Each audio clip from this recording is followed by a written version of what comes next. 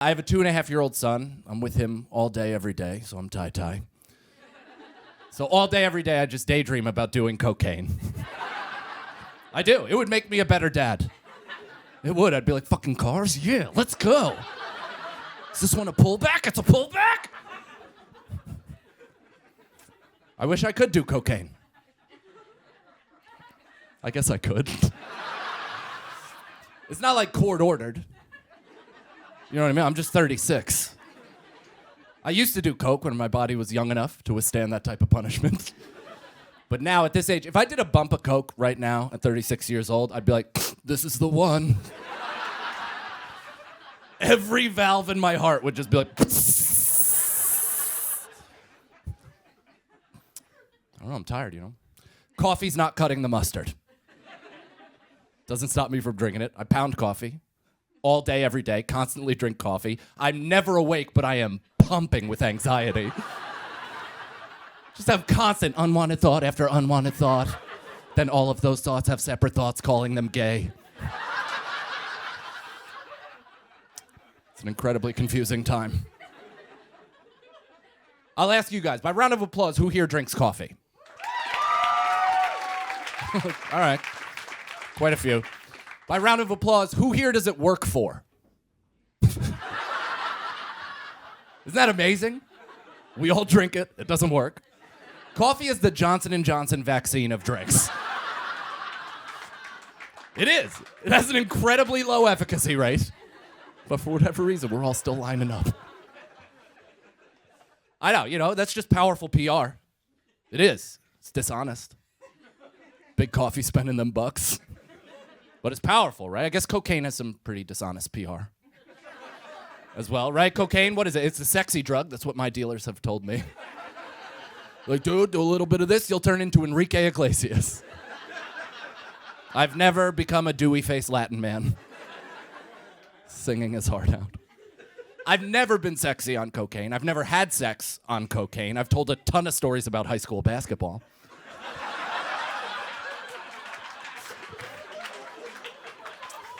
But first of all, it's impossible because my penis is a clitoris on cocaine. Yeah, I haven't had sex. I've scissored on cocaine. I've mashed my mound into another gal's while grinding my teeth and holding in a shit. I've done that.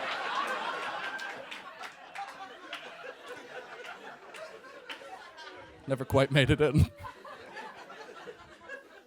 I know, that's an aggressive way to open. It is. I don't know what I'm talking about. I don't know about you guys. You know, I feel like that's the biggest impact of the last 2 years on me. You know, is that I no longer know how to be.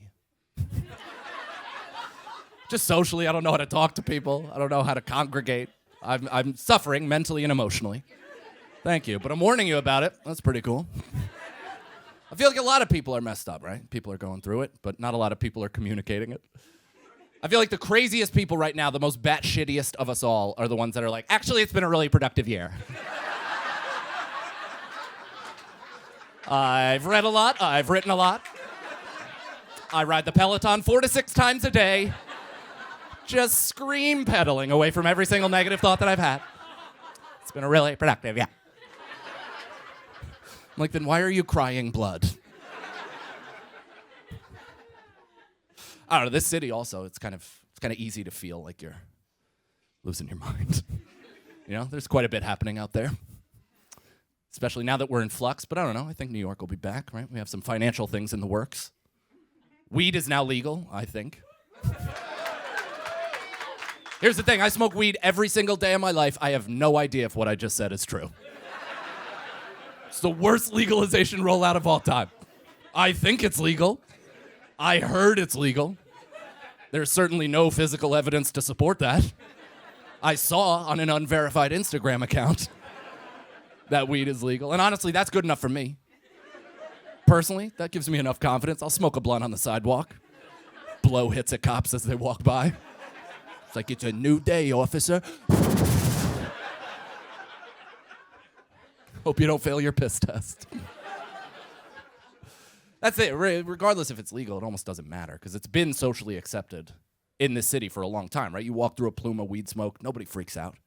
It's pretty nice. That's not the case everywhere in this country. I travel a lot. I was just in Wilmington, North Carolina, and they have a very different view of weed down there than we do up here on the north.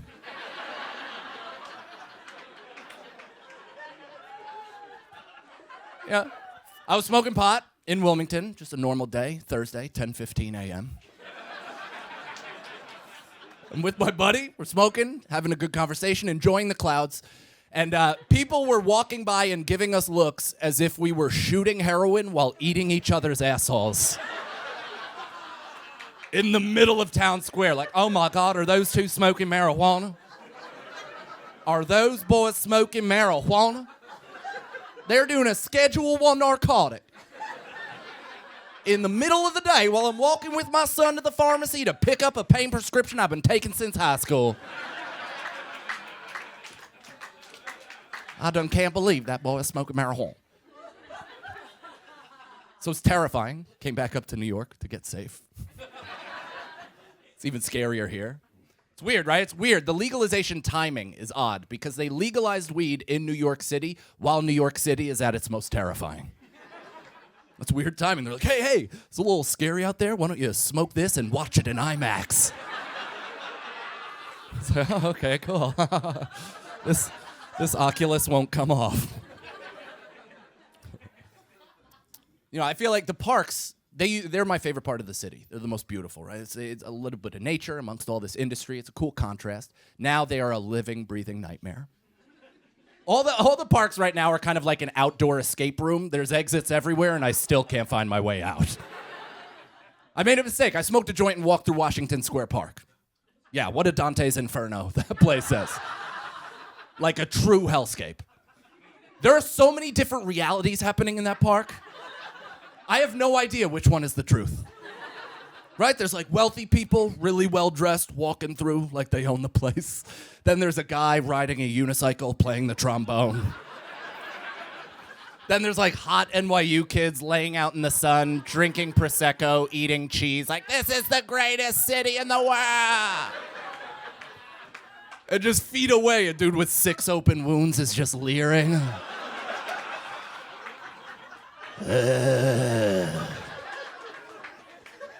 Actually, it's the 7th circle of hell. Oh, I think I believe his reality. That's the thing. I'm from here. I was born in this borough. I've lived in and around the city basically my whole life. So I feel like I have credibility to say this. New York City, our homeless, in terms of sheer talent, is top shelf. Oh. And that's not me like celebrating homelessness. I'm not pumped that there's people out there struggling. I'm just saying it exists and we have a gifted group. Right, like I said, I travel. I'm in other cities. I'm out there recruiting. I was just in Spokane, Washington, and they have a very aggressive homeless situation there, like real sprinting zombies.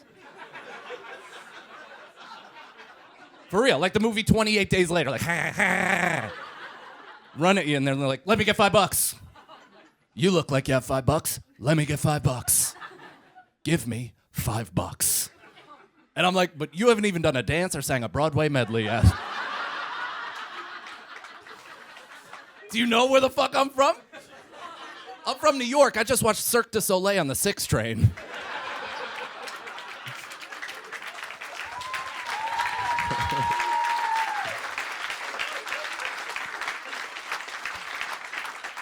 And I gave those dudes a dime. You want $5 just because you exist? That's white privilege homeless.